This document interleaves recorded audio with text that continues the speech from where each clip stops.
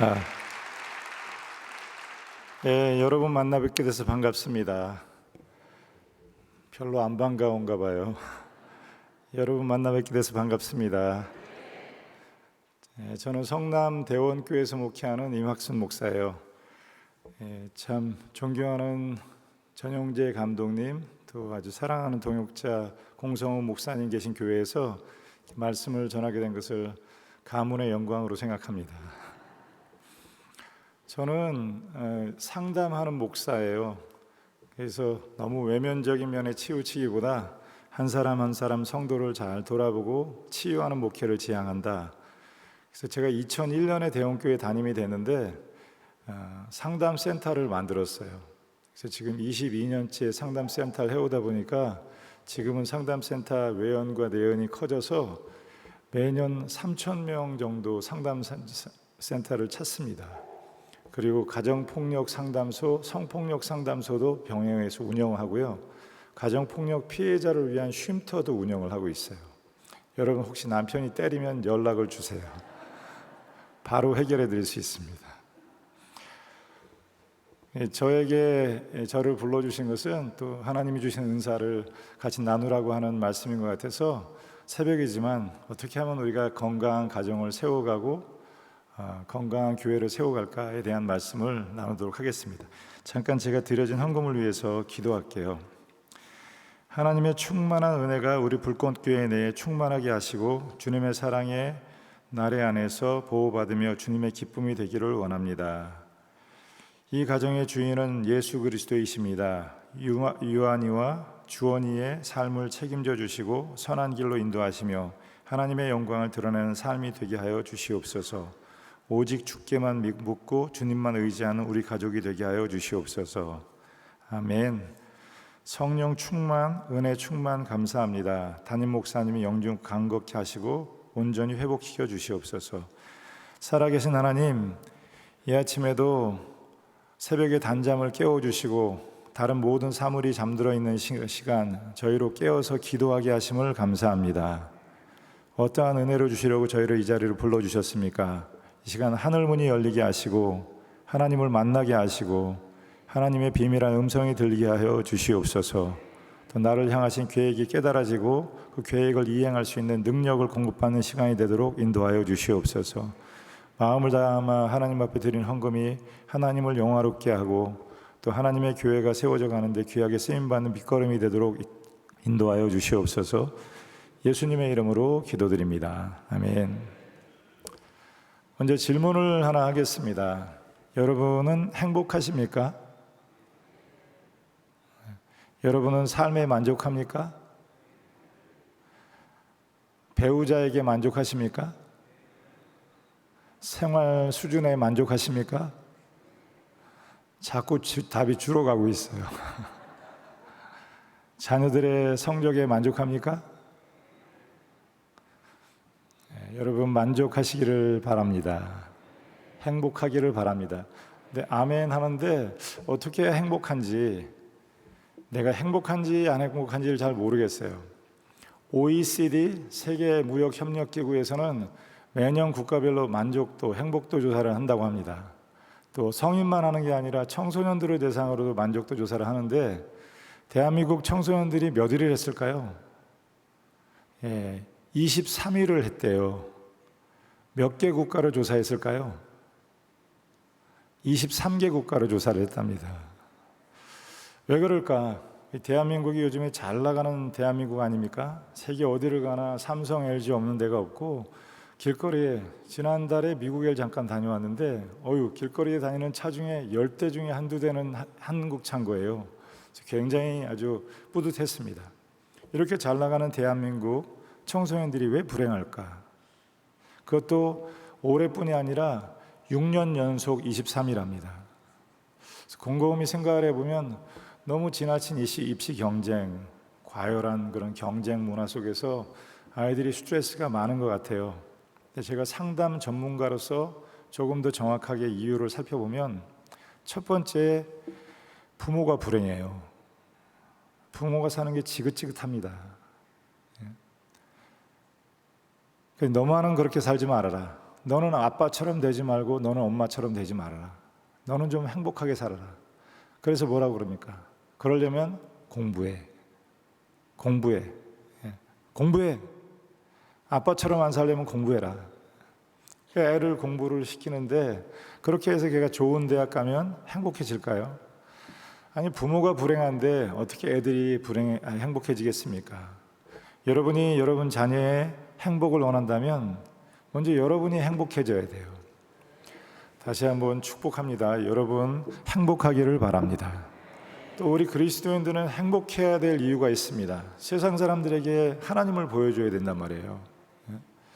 매일 싸우고 부부간에는 지지고 볶고 빚지고 살고 애들 탈선하고 그러면 그 사람 보고 누가 교회를 나오겠어요? 너나 믿어라. 나는 그런 하나님 안 믿겠다. 그러지 않겠습니까? 근데 보면은 참 부부가 끔찍히 서로 사랑하고 살아갑니다. 큰 재산 없어도 자녀들하고 화목합니다. 늘 얼굴에 미소가 떠나지 않아요. 그러면 저 사람 도대체 어떻게 하길래 저렇게 삶이 행복할까? 그걸 보고 나도 한번 교회를 다녀볼까? 그런 마음을 가지지 않겠습니까? 행복이란 무엇입니까? 사전적인 정의를 보면 삶에 만족하고 기쁨이 가득한 상태가 행복이래요. 어떻게 해야 행복할까요? 여기에 대해서 아주 중요한 연구 과제가 하나 있는데 조지 베일런트라고 하는 분이 행복의 조건이라고 하는 책을 썼어요. 한 400페이지, 500페이지 되는 큰 장서고 읽기가 그렇게 쉬운 책은 아닙니다. 이 사람이 하버드 대학교 교수인데 1920년대 말에 시작해서 70년 동안을 란지튜디널 스터디 그래요. 종단적인 연구 방법. 70년 동안을 계속 그 사람들을 추적해가면서 누가 행복한가 불행한가. 하버드 대학교 2학년 학생 한 20살 된 거죠. 한 270명 정도. 처음엔 그렇게 시작을 했다가 너무 샘플이 어떤 결과를 산출하기 작다고 해서 일반 성인들 456명 그리고 여성들 중에서 엘리트 그룹 90명 해서 총 800여 명을 70년 동안 계속해서 추적해가지고 조사를 해봤습니다. 70년이 지난 다음에 행복의 조건이라는 제목으로 책이 나왔는데 누가 행복해졌을까? 똑같은 선상에서 출발했습니다. 누가 행복해졌을까? 누가 불행해졌을까? 누가 성공하고 누가 실패했을까? 결혼을 했다면 누가 행복한 결혼 생활을 하고 있고 누가 실패한 결혼 생활을 하고 있었을까? 결과를 말씀드리면 그 2학년 하버드 대생들 중에서 대통령이 된 사람도 있고 재벌이 된 사람도 있고요. 또 반면에 자살한 사람도 있고 해외로 망명한 사람도 있고 정신병원에 입원한 사람도 있고 병원장이 된 사람도 있고 반면에 정신질환으로 병원에 수감되어 있는 사람도 있더래요. 도대체 어떤 이유 때문에 행복해지고 어떤 이유 때문에 불행해졌을까? 여러 가지 파라미터가 많을 거예요. 변인들이 많겠지만 우리가 흔히 생각하기엔 father factor, 부모가 누군가 아니면 어떤 가정에서 자랐는가, 재산의 유무, 또 학교 공부, 외모라든지 이런 걸 먼저 생각하는데 여기 조지 베일런트와 그 팀의 연구에 의하면 가장 중요한 변인 한 가지는 관계들이라는 거예요. 관계가 좋은 사람이 행복했습니다. 관계가 안 좋은 사람 불행이에요. 하버드가 아니라 그보다 더 좋은 학교를 나와서도 관계가 안 좋은 사람 불행합니다. 관계가 좋은 사람이 성공하고 관계가 나쁜 사람이 실패했더라는 거예요. 행복에 있어서 가장 중요한 요인 하나만 꼽으라 그러면 관계를 잘하는 능력이라 그런대요. 여러분, 새벽에 참 많이 오셨네요.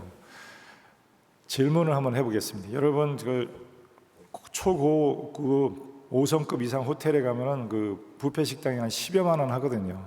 거기서 혼자 밥 먹을 식사하실래요? 김밥 천국에서 가족이랑 같이 식사하실래요? 기왕이면은 호텔에서 가족이 같이 먹으면 좋겠지만 둘 중에 하나를 택한다면 행복은 호텔의 뷔페에서 혼자 밥 먹는 게 행복이 아니랍니다. 한 상에 둘러서 먹고 마셔. 여기가 우리의 낙원이라 그래. 사랑하는 사람들이 같이 둘러 앉아서 김밥을 먹고 라면을 먹더라도 사랑을 나누면서 먹는 그곳이 행복이 있다는 거예요. 호텔 롯데타운은 스위트룸이 하루에 1,000만 원 한대요. 여러분 거기서 혼자 사실래요? 여기 판교에서 가족이랑 사랑하는 사람이랑 같이 사실래요? 판교는 적용이 잘 안 되네요. 여기 원래 너무 좋은 동네라 시골이라야 이게 적용이 되는데, 소박한 시골집이라 해서라도 사랑하는 사람하고 같이 사시겠습니까? 아니면 초고급 호텔에서 혼자 사시겠습니까? 초고급 호텔이라도 거기 혼자 살면 무슨 재미가 있겠어요. 사람 인자를 쓸 때 이렇게 두 사람이 깃대어 있는 형상이 사람 인자 아닙니까? 그거면 충분한데 왜 굳이 인간이라고 했을까요? 간이라고 하는 거는 사이간자예요. 인간. 그게 영어로 하면은 명확합니다. 영어로 번역한 걸 보니까 human between이라고 해요. 사람이라는 것은 사람과 사람 사이에 있을 때에만 사람일 수 있다는 거예요. 죽음이 두 가지 죽음이 있는데, 제가 죽음학 강의를 해요. 감신대에서 죽음학 강의를 맡겨줘서 20년 강의를 했는데, 죽음이란 뭐냐? 먼저 생물학적인 도태, 호흡이 끊어지고 맥박이 뛰지 않고 피가 서큘레이션 되지 않는 상태를 죽음이라고 하죠. 그런 생물학적인 죽음 말고 두 번째 죽음이 사회적인 죽음이 있는데, 만날 사람이 없는 거예요. 할 일도 없습니다. 할 일도 없고 만날 사람도 없으면 그게 어떻게 살아있는 거냐고요. 죽은 거나 크게 다를 바가 없어요. 저희 교인들은 가끔 이제 은퇴 후에 전원적인 삶을 택한다고 양평에다가 전원주택을 지어놓고 가시는 분이 있거든요. 공통적인 현상이 있습니다. 1년 지나면 여자분이 먼저 돌아오세요. 또 1년 지나면 남자분도 돌아와요. 두 손 두 번 다 들어요. 왜냐하면 그냥 무덤이나 다름이 없다는 거예요. 아무리 좋은 지역에 수영장 달린 집이 있어봐야 만날 사람도 없습니다. 우리 집 수영장 있어 자랑할 사람도 없어요. 그러니 그걸 뭐 살아있다고 하지만 죽은 거는 뭐가 다르겠어요. 사람은 사람 사이에 있고 사람과 대화하고 사람과 함께 밥 먹고 그럴 때 행복이 있다는 거죠. 굳이 그걸 표현하자면, 길거리 지나갈 때 신호등이 있는데 신호등에 빨간불이 들어오면 불행한 거예요. 파란불이 들어오면 행복한 겁니다. 근데 언제 파란불이 탁 들어오나요? 사랑하는 사람을 만났을 때, 그 사람하고 같이 대화하고 같이 차 마실 때, 그때 파란불이 들어온다는 거예요. 행복이 멀리 있지 않습니다. 가장 가까운 사람하고 같이 밥 먹고 사랑을 나누고, 성경에 뭐 마른 떡 한 조각 가지고 화평하게 지내는 것이 제육이 가득하고 육선이 가득한 집에서 다투는 것보다 나으니라. 사람은 절대로 혼자 못 삽니다. 사람은 함께 있을 때만 사람일 수 있어요. 다른 사람과 공생할 수 있는 능력이 없으면 이 험한 세상을 살아갈 힘이 없어요. 그래서 행복은 사람이고 행복은 관계다. 아침이지만 저를 한번 따라해 주시겠습니다. 행복은 사람이다. 다시 한번, 행복은 관계이다. 옆에 사람 얼굴은 쳐다보지 말고, 새벽에 만나는 얼굴이 진실한 얼굴이래요. 이제 인사를 하시겠습니다. 당신이 나의 귀인입니다. 이렇게 인사를 하시겠습니다. 여러분을 행복하게 만들어줄 귀인이 어디 있습니까? 왜 무당들한테 가면 뭐 동으로 가시오, 어디로 가시오, 그럼 귀인을 만날 겁니다. 멀리서 찾지 마세요. 여러분 옆에 있는 그 인간이 여러분의 귀인이에요. 아마 뭐 특별한 일, 다른 곳으로 이사를 하거나 이민 가지 않으면 평생 같이 보고 살 텐데, 그 사람을 서로 사랑하고 관계 지을 수 있는 능력, 그게 바로 행복이라는 것입니다. 마음이 너무 상해요. 근데 가만히 생각해보면 누구하고 관계가 안 좋아. 그 근본 이유를 찾아보면 관계에 있습니다. 굉장히 행복해요. 근본 이유로 생각해보면 누군가로부터 좋은 긍정적인 피드백을 받았어요. 굉장히 마음이 행복해요. 관계가 끊어진 것은 살아있으나 죽은 것과 크게 다를 바가 없습니다. 일본이 행여 사망자가 매년 100만 명 가까이 된다 그래요. 100만 명이라는 사람이 죽었는데 아무도 발견을 못해서 6개월, 1년 지나서 미이라가 된 채 발견된다는 거예요. 어제도 신문에 봤더니 탈북 여성 하나가 죽은 지 1년 지나서 미이라가 된 채 발견이 됐대요. 얼마나 그 마지막 순간이 쓸쓸하고 외롭고 괴로웠겠습니까? 그래서 일본 사회 전체를 파헤치는 그런 드라마 만들고 책을 하나 만들었는데 그 제목이 무연사회, 아무 연고 없이 살다가 연고 없이 죽는 사회. 지금 우리 사회도 점점 그렇게 돼가고 있습니다. 그런 책을 썼는데 그걸 쓴 미즈노 씨의 말이에요. 다른 사람과의 인연이 없어지는 것은 산채로 고독사하는 것과 크게 다를 바가 없습니다. 누구의 관심도 받지 못하고 아무런 역할도 하고 있지 않다면 살아있는 거나 죽은 게 무슨 차이가 있겠습니까? 존재가 사라지는 것과 뭐가 다르겠습니까? 그래서 사랑과의 인연은 자신의 존재를 확인하는 가장 좋은 방법입니다. 내가 살아있지만 아무와 관계하지도 않고 아무 만날 수도 없고, 그렇다면 죽은 거가 뭐하고 관계가 다를 게 있겠냐는 거예요.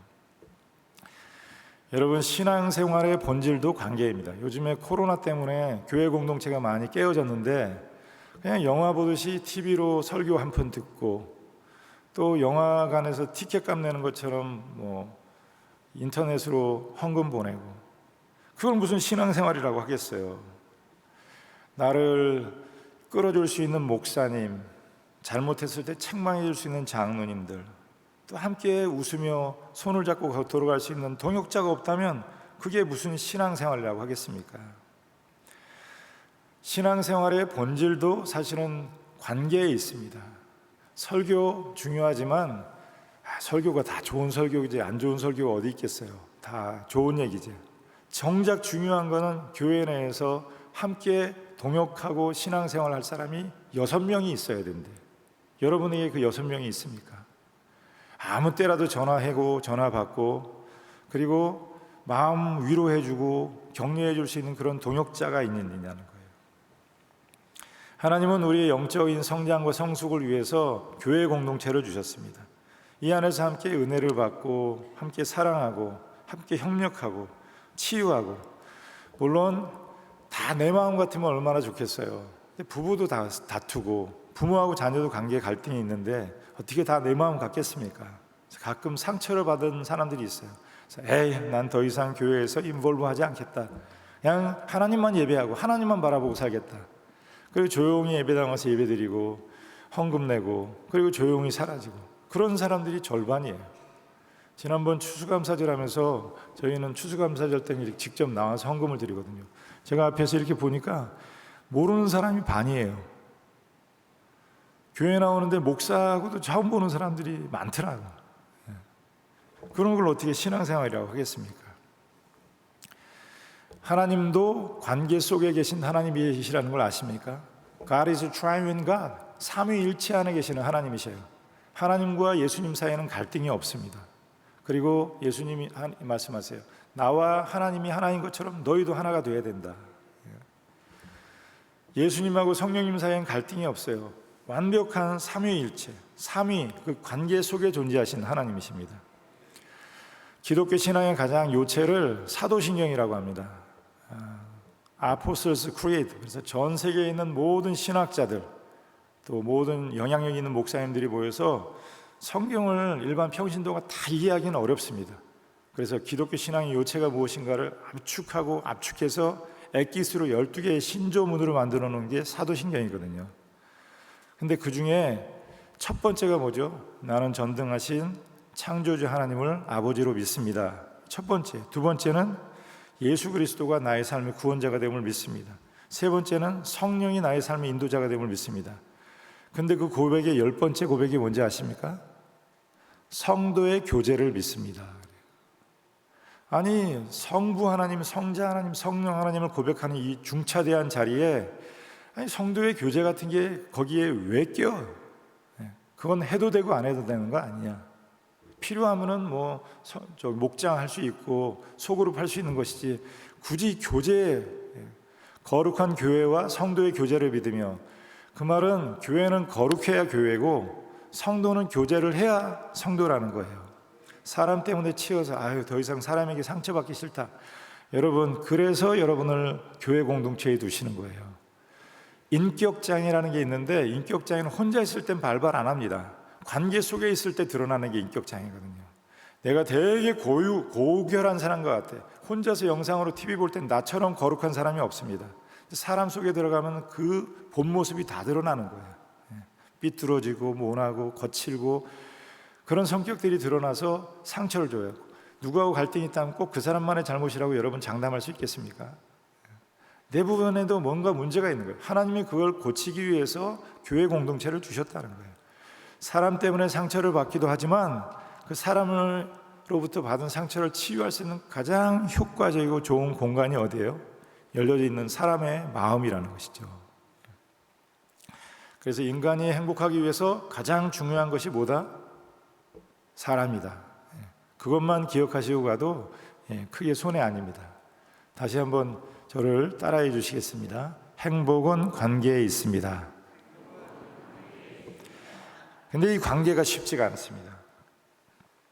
관계가 좋은 관계로 있는 게 참 쉽지가 않습니다. 어떤 사람은 남들이 골머리를 썩는 문제가 있어도 그 사람만 가면 해결이 돼요. 저희 교회 김진우 목사라고 있는데 18년째 저하고 같이 있었어요. 작년에 이제 교회 하나 이제 맡아서 나가게 됐는데 얼마나 성품이 좋은지 저는 교회를 이제 후임을 물려준다면 그 친구를 물려줄 것 같아요. 근데 애석하게 나이 차이가 너무 많이 안 나서 그렇게 될 수 있을지 모르겠어요. 근데 좀 누가 갈등이 있거나 상처받은 성도님이 있습니다. 그분만 가면 해결이 돼. 근데 어떤 사람은 그냥 평탄한 공동체에도 그 사람만 가면 깨져요. 왜 내가 가면 자꾸 관계가 깨질까? 어떤 분은 저기서 와도 쫓아가서 인사하고 싶은 사람이 있습니다. 근데 어떤 분은 저기 나타나면 싹 돌아서 옆으로 피해가게 되는 사람이 있거든요. 못 봤을까요? 봤어요. 그런데 만나고 싶지 않은 거야. 만나면 머리 아파요. 왜 사람들은 나를 싫어할까? 왜 나는 환영받지 못할까? 사람이 잘 따르는 사람은 어떤 특징이 있고 사람이 외면하고 등을 돌리는 사람은 어떤 특징이 있을까? 나는 외모가 떨어지나? 능력이 부족한가? 뭐가 부족해서 사람들은 나를 잘 따르지 않을까? 사람이 실패를 하든 성공을 하든 행복하든 불행하든 나름대로 다 이유가 있는데 그 첫 번째 이유가 관계에 있다는 거예요. 관계가 안 좋으면 그게 뭐 아내와의 관계이든 아니면 자녀와의 관계이든 관계가 안 좋으면 행복하기가 극도로 어려워집니다.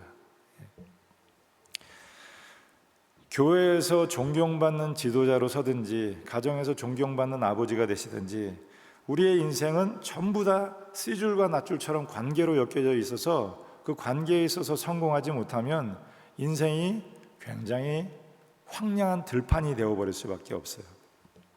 관계가 좋은 사람은 그렇지 않은 사람에 비해서 성공할 확률이 굉장히 높습니다. 또 행복할 가능성이 굉장히 높아요. 그래서 제가 아침에 한두 가지만, 이거는 제 개인 얘기가 아니라 요즘에 상담학이나 심리학은 거의 자연과학이라 그래요. 인문과학에서 빼서 자연과학으로 가야 된다 그래요. 데이터 사이언스예요.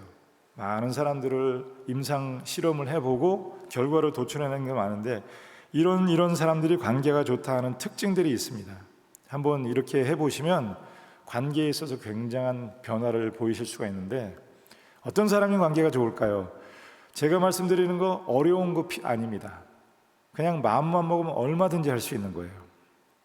첫 번째, 칭찬을 잘하는 사람이 관계가 좋습니다. 칭찬하는 사람 주변에 사람이 많아요. 제가 감리사로 유럽에 여행을 같이 갔는데 한 분 옆에 보면은 늘 사람들이 이렇게 모여 있어요. 한용호 목사라고 의정부에 있는 사람이에요.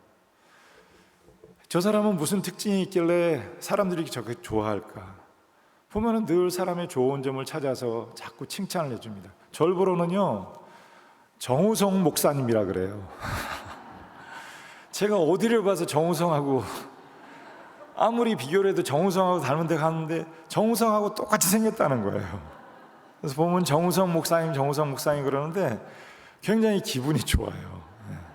그분 보면은 저기서도 쫓아가서 인사를 하게 되고 자주 만나게 되고 전화하게 되고 늘 인정을 해줍니다.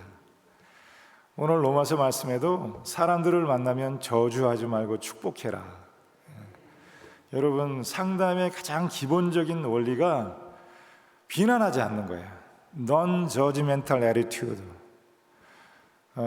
정혜신 박사라고 유명한 정신과 의사가 있습니다. 이분이 쓴 책에 충조 평판하지 말라. 좋은 상담자가 되려고 그러면 꼭 가져야 되는 태도가 있는데, 충조 평판하지 말라. 뭐예요? 충고하지 말아라, 조언하지 말아라, 평가하지 말아라, 판단하지 말아라. 그것만 잘해도 좋은 상담자가 될 수 있다는 거예요. 이해를 하려는 마음으로 같이 아픔을 나눠주는 거예요. 힘들었겠구나, 아팠겠구나, 네가 많이 수고했다.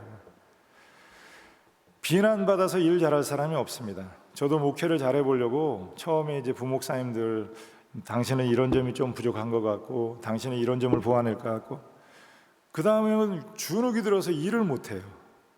그런데 너는 이것도 잘하고 설교도 잘하고 찬양도 잘하고, 점점점 성장해 갑니다. 여러분, 비난받으면 받을수록 사람은 점점 위축이 되어 가게 돼요. 그리고 점점 힘을 못 씁니다. 그리고 그렇게 몇 번 비난하면 돌 붙여도 돌아왔는데요, 그 사람 보고 싶지가 않은 거예요. 시어머니가 자꾸 이야기하면 시댁 쳐다보고 싶어 하지도 않아요. 며느리가 집에 안 온다면 곰곰이 생각을 해보세요. 나한테 무슨 문제가 있는가? 며느리 집에 오게 어떻게 하는지 제가 알려드릴까요? 무선 마이크 하나 줘보실래요? 제가 방법을 알려드릴게요. 새벽이라 시간이 한 7분 남았는데 그냥 설교하다가 시간 되면 제가 딱 멈추도록 하겠습니다.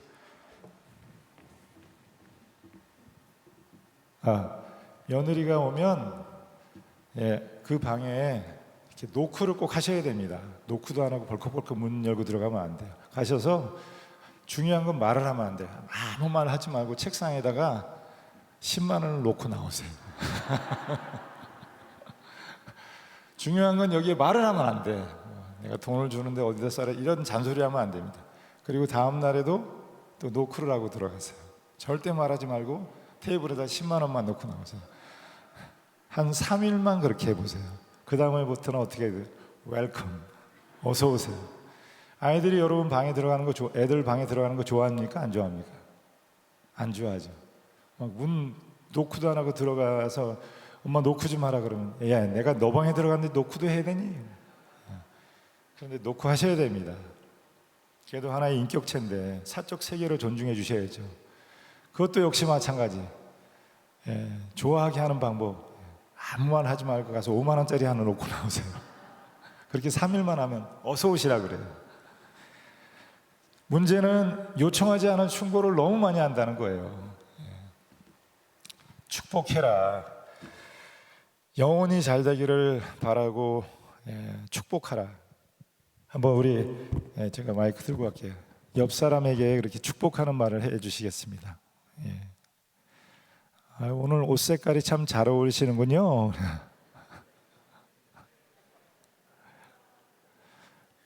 한 번 더 해보겠습니다. 더 젊어지신 것 같습니다. 한 번 더 하겠습니다. 당신은 참 좋은 사람입니다.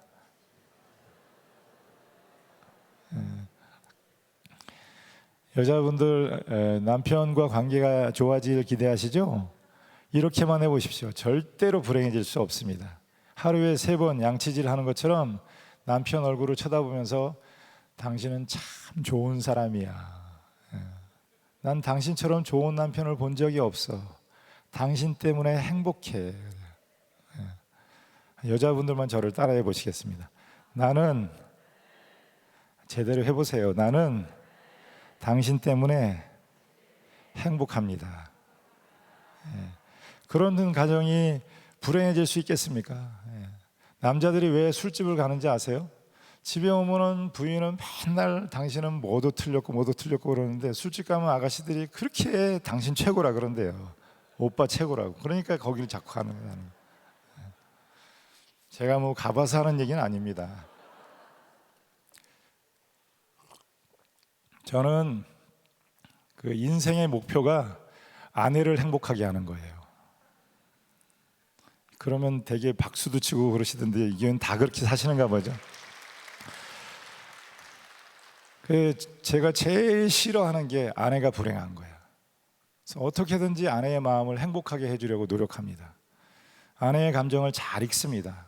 조금 불편하면 어떻게든 마음을 풀어주려고 하고, 그리고 저희 집 사람이 뭐라 그러냐면 자기 감정을 자기보다 제가 더 잘한대요. 이렇게 우울해 있으면 왜 우울한지를 잘 안다는 거예요. 그리고 저는 아내가 사람들에게 존중받는 모습을 보여주고 싶어요. 그래서 차를 타면은 꼭 문을 열어줘요. 사람들 없을 때는 안 합니다. 사람들 있을 때만 해요. 아내가 이게 존중받는 걸 보여주고 싶어. 제일 꼴 보기 싫은 거, 남자들이 부인한테 함부로 대하는 거. 뭐가 좋아? 뭐가 좋아? 그러면서 자기가 대단한 사람인 것처럼 생각하는데 그러지 마세요. 그거 보기 싫어요. 아내를 소중히 다루는 그 모습이 얼마나 아름다운지 아십니까? 밖에 나갔다 들어가면 꼭 선물 사갑니다. 한 번은 교인들이랑 성지순례 갔는데 저희 집사람이 어머니 모시고 아이들이 있어서 다 같이 못 갔어요. 너무 미안하더라고요. 그래서 무슨 선물을 할까? 처음엔 조그마한 선물 하나 하려고 생각했는데 생각해보니까 같이 왔으면 350만 원 냈단 말이에요. 그래서 내가 절반만 써야 되겠다. 그리고 좋은 가방을 하나 사다 줬어요. 그랬더니 눈물을 흘리더라고. 너무 좋아해. 지금도 그 일을 잊지 못합니다. 그리고 중요한 건 저희 집사람은 제가 제일 좋대요. 그리고 저를 만난 게 인생의 가장 큰 축복이라고 그러고요. 유기성 목사보다도 제가 설교 훨씬 잘한대. 제가 잘하는 거 TV 보다가 가끔 예쁜 여자 나오면은 그렇게 얘기해줘요. 저 사람 예쁘다는데 하나도 예쁜지 모르겠다고. 당신이 훨씬 낫다고. 당신은 뭐 했어? 옛날에 연예인 좀 하지.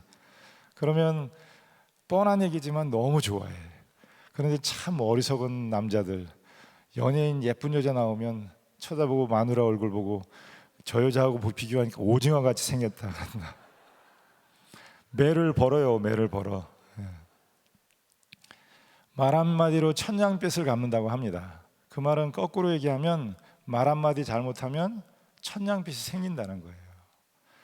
왜 부부가 자꾸 갈등하게 됩니까? 비난해요, 자꾸. 상대방의 잘못을 비난하면 you know what? 지옥의 문이 열리는 거예요. 자꾸 칭찬하면 천국의 문이 열리는 것입니다. 교회도 다 그렇습니다. 가정인과 뭐가 다르겠습니까? 교회 와서 좋은 교회는 특징이 우리 목사님 정말 대단해요. 참 좋은 분입니다. 공성원 목사 저보다 후배지만 참 좋은 목사예요. 생긴 건 좀 깡패같이 생겼는데 얼마나 따뜻하고 스윗한 사람인지 몰라요. 저를 친형님처럼 그렇게 좋아해주고, 저도 공 목사님을 만나면 좋아요. 그래서 우리가 한 달에 한 번씩, 두 달에 한 번씩 같이 만나서 식사도 하고 그러는데 너무 좋아. 나를 좋아하는 사람을 좋아하게 돼 있습니다. 아무리 그 사람이 훌륭한 사람이라 그래도 나를 싫어하는 사람을 좋아할 수는 없거든요. 제가 목회자로서 이렇게 성공한 사람들을 보면 거의 공통적인 특징이 있는데 다른 사람의 좋은 점을 만나서 자꾸 얘기해 줘요. 실패하는 사람은 공통적인 특징이 있습니다. 꼭 남이 피했으면 좋았을 것. 스타킹 올라갔다 그런 얘기 하지 마세요. 그리고 과거에 10년 전에 20년 전에 이혼한 얘기 그거 자꾸 얘기하면 어떻게 해? 이미 지나간 얘기인데. 사실 남 뒷담화하고 흉보는 것처럼 재밌는 게 없거든요. 짜릿합니다. 근데 모든 좋은 것은 노력이 필요하지 않습니까? PC방 가고 술 마시고 이런 건 노력 안 해도 저절로 됩니다. 그런데 공부하고 새벽에씩 교회 5시에 교회에 나오려면 몇 시에 일어나야 돼요? 정말 땀과 피와 노력이 필요한데 거기에 이제 열매가 있는데 Shut your mouth. 비난하고 싶은 마음, 책망하고 싶고 충고하고 싶은 마음을 잠깐 접고 격려해라, 칭찬해라. 그러면 천국의 문이 열리는 것이다. 시간에 대해서 이제 세 가지인데 한 가지만 얘기했어요. 혹시 듣고 싶으시면 또 초청하십시오. 엄지손가락 한번 내밀어 보시겠습니다. 저를 따라 하시겠습니다. 불꽃교회 대단해요. 우리 전영재 감독님이 뒤에 보이시네요. 입지전적인 인물이시죠. 전 감독님 죽여줍니다. 공 목사님 최고예요. 장로님 기도하셨는데 아주 은혜가 되더라고요. 장로님 끝내줍니다. 할렐루야. 기분이 어떠십니까? 좋습니다. 아브라함 매슬로우라는 사람이 생존 욕구 이후에 가장 중요한 욕구, 사람이 가진 가장 중요한 욕구, 어른이든 아이든 남자든 여자든 다 똑같습니다. 인정받고 싶은 거예요. 인정받고 싶은 거예요. 나는 당신 때문에 행복합니다. 당신은 참 좋은 사람입니다. 난 당신처럼 좋은 남편을 본 적이 없다. 그러면 그런 여자를 어떻게 버리겠어요? 그런 여자를 어떻게 싫어하겠어요? 제 아무리 아름답고 제 아무리 화려한 조건이 있다 그래도 입만 열면은 가시처럼 쏘고 비난하는 말을 하면 그 여자를 어떻게 사랑할 수가 있겠습니까? 여러분, 축복하고 저주하지 말래요. 그 비난하고 싶은 그런 마음에 돌을 내려놓으시기 바랍니다. 사랑하십시오. 교회라고 하는 건 사랑의 공동체예요. 근데 요즘 교회마다 다투지 않는 교회가 없어요. 그러려면 교회는 뭐하러 나오냐고. 교회는 하나님의 사랑을 받고 그 사람으로 사랑을 실천하기 위해서 나누는 것인데, 교회에 와서 비난하고 갈등하고 그러려면 교회를 뭐하러 나오냐. 우리가 믿는 하나님은 사랑의 하나님이십니다. 우리가 믿는 하나님은 용서하시되 70번씩 7번씩 용서하시는 하나님이시고, 십자가에서 자기 온몸을 내어주시고 우리의 영혼을 속량하시는 사랑의 하나님이십니다. 여러분 안에 그 십자가의 사랑이 있기를 바랍니다. 그 사랑으로 가정과 교회를 잘 섬겨서 소문난 불꽃교회, 우리 한국교회 전체에 귀한 영적 영감을 제공하는 우리 불꽃교회가 되기를 주님의 이름으로 축원합니다. 기도하겠습니다. 우리 같이 기도해요. 하나님, 저에게 좋은 남편을 주셨는데 제가 어리석어서 그걸 보지 못하고 늘 상대방을 비난하고 무시하고 경멸하고 변명하고 책임을 회피하고 그러면서 지옥을 만들어 살았습니다. 제게 그리스도의 마음을 주셔서 남편을 사랑하고 교회를 사랑하고 자녀를 사랑하며 하나님의 선하신 뜻을 이루며 살아갈 수 있도록 주여 인도하여 주시옵소서. 우리 피아노 반주를 해주세요. 우리 주님의 이름을 한번 외치고, 첫째는 여러분 가정입니다. 우리 가정이 바로 세워져야, 이건 뭐 유니버설, 와이프 해피 라이프 해피래요. 아내가 행복해야 인생이 행복합니다. 아내와의 관계가 불행해지는데 무슨 일을 하겠습니까? 목사 가끔 이혼하고서 해외로 선교 가겠대요. 저는 그런 사람 믿지 않습니다. 자기 아내도 사랑하지 못하는 사람이 보이지도 않고 혈육도 다른 언어도 다른 외국인을 어떻게 사랑합니까? 아내의 사랑, 남편 사랑은 하나님 사랑을 배워가기 위한 좋은 훈련 도장이에요. 아내 사랑과 하나님 사랑 크게 다르지 않습니다. 목사가 자기 아내도 사랑하지 않는 사람이 하나님을 어떻게 사랑합니까? 성도를 어떻게 사랑하겠어요? 다 거짓말입니다. 우리는 아내를 사랑하고 자녀를 사랑하는 것을 통해서 이웃 사랑을 배워가는 것이고 교회 사랑을 배워가는 것인데, 주님의 마음으로 주님이 교회를, 남편들 아내 사랑하기를 예수님이 교회를 위해서 자기의 몸을 버리신 같이 해라. 예수님이 교회를 어떻게 사랑하셨습니까? 십자가에서 온몸의 피를 다 흘려서 그래서 교회를 속량하셨습니다. 그런 사랑과 아내를 사랑하게 하시고, 또 예수님이 교회가 어떻게 예수님을 사랑합니까? 목숨 걸려 순교하며 주님을 따라갑니다. 그런 마음으로 남편을 사랑하게 하옵소서. 이 가정이 그리스도의 사랑으로 하나 되는 가정이 되게 하여 주시옵소서. 우리 가정 부모로부터는 가난을 물려받았다 그래도 자녀들에게는 생명의 유산을 물려주는 가정이 되게 하옵소서. 다 같이 간절한 마음을 담아서 주님의 이름을 한번 외치고 통성으로 기도하겠습니다.